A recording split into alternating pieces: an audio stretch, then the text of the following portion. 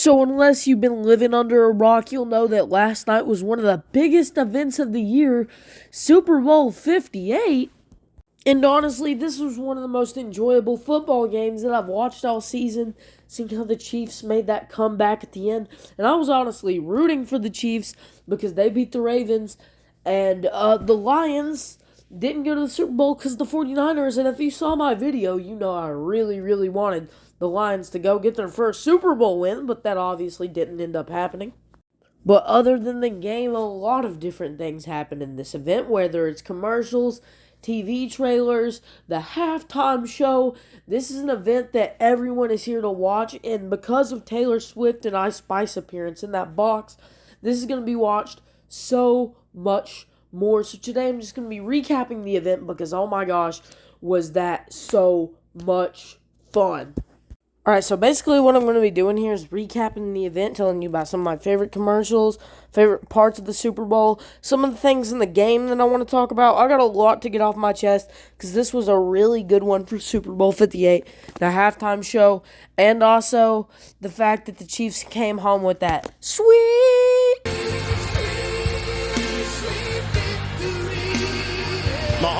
Honestly, this was my reaction throughout the entire Super Bowl.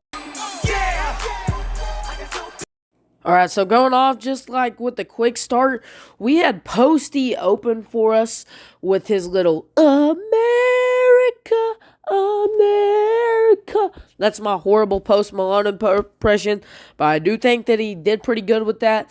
Then for the national anthem, we had Reba McEntire, which was awesome to see because I really like Reba McEntire, and her doing the national anthem was really awesome. And then to close things out right before kickoff, we get Rob Gronkowski missing the field goal again. Then we get a set of commercials. Then kickoff happens. Then the real Super Bowl commercials start, with the first one being Deadpool 3, which was really, really exciting to see that Deadpool 3 trailer that I really loved.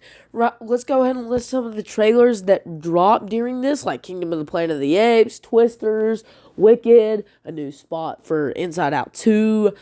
And those were the trailers that dropped. I'll probably do Deadpool giving it its own video, but it was just too big of a part of the Super Bowl to even miss that Deadpool got it. And, well, I was very excited watching these commercials, watching these trailers, and just to list a few that I really, really liked. Chris Pratt's Mr. P, the Pringles man, that was really funny.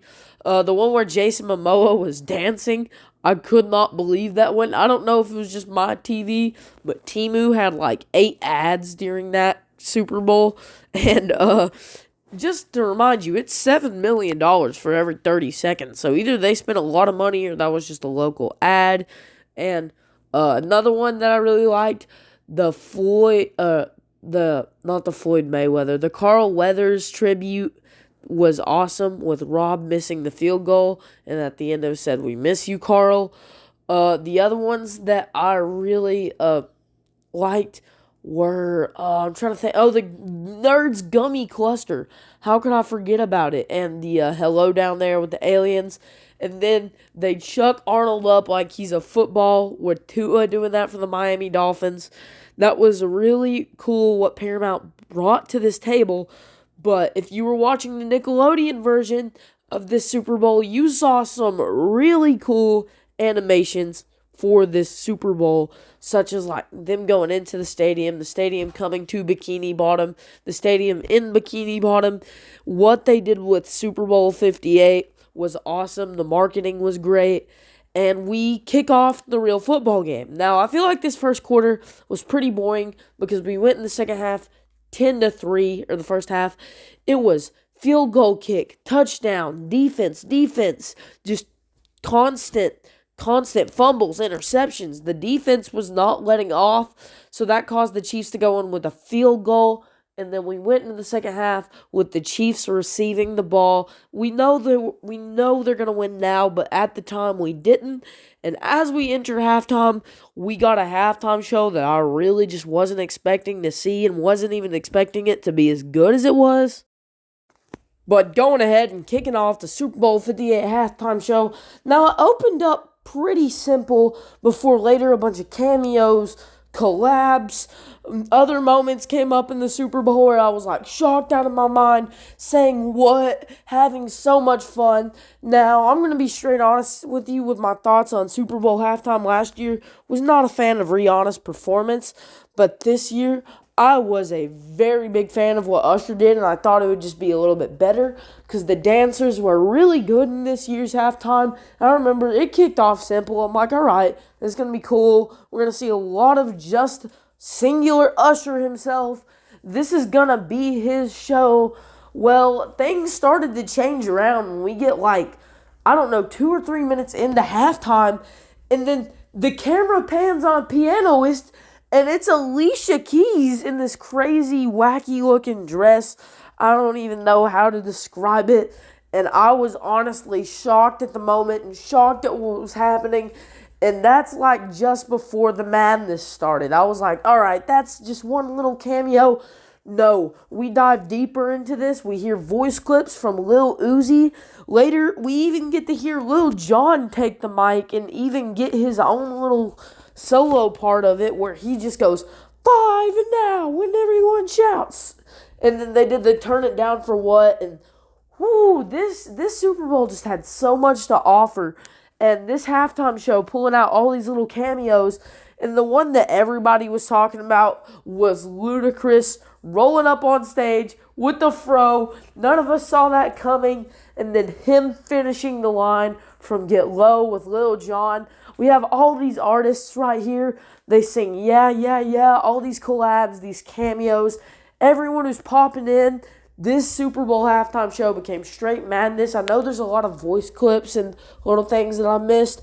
But if I went into everybody who had a moment in this halftime show, I would be here all day. I'm really just talking about the ones that everyone's talking about. And that's Lil Jon, Alicia Keys, and